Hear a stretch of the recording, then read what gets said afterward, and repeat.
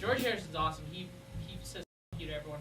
He's like me. He's like just really angry all the time, but like tries to meditate and whatever to balance it. But he's on a show, and they're like, "Is it true that you got the most girls because you were the quiet one in the back?"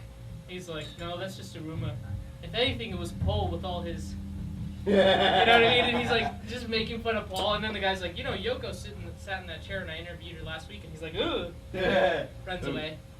Oh, I love him. He's my favorite personality, but John Lennon just writes songs like nobody's business. The Pain.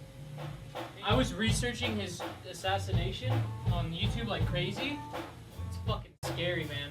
It's too freaky. What was it? David Chapman. Chapman, yeah. It's just a scary story, man. It's way more than what it seems. Well, they made movies off of it. At least 2 movies.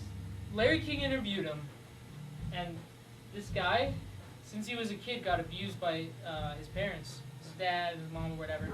And so he imagined there were little people in the wall that were like helping him. And he like had this army of little people. So he grew up all this time like with this idea that there's like imaginary little people, whatever. And the previous thing is he started hating John Lennon because he was like a born-again Christian and he just hated everything that John Lennon preached and all this stuff. He goes to New York, and he said the little people were trying to stop him, and that even he was trying to stop it, but it was inevitable because something else was controlling his mind. And like whatever, people say a lot of shit. But the story is he goes up to John Lennon the day he's going to shoot him, hours before he shoots him, to sign a copy. But John Lennon's in a rush. Oh, yeah. Yoko's got the limousine door open for him. And he stops to sign this guy's to sign this guy's album. This guy's got nothing but the album on him, and he signs it.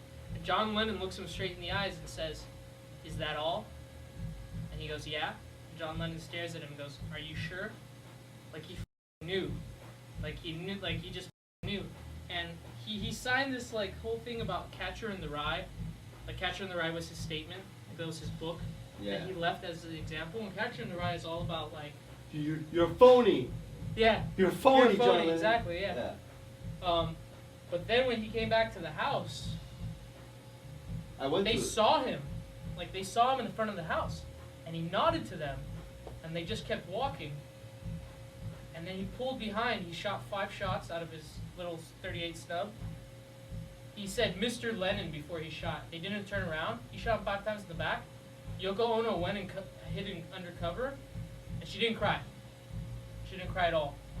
John Lennon crawled up the stairs. She cradled him. He died in her arms, but she didn't cry at all. What's that? I thought they got back in a car and they were... No, well, according to his story, according to when he was getting interviewed by Larry King, he was telling his story.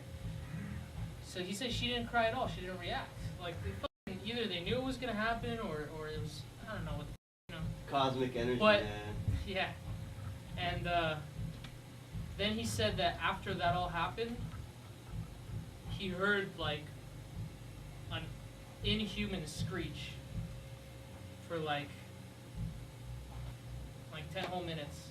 Like not coming from Yoko, not coming from anyone, but just like In his head. He said it just completely freaked him out, and like I don't know, it's just he keeps applying for parole, but Yoko keeps trying to fight his release. Oh yeah. I think he's one of those people who if he gets released, he'll get killed.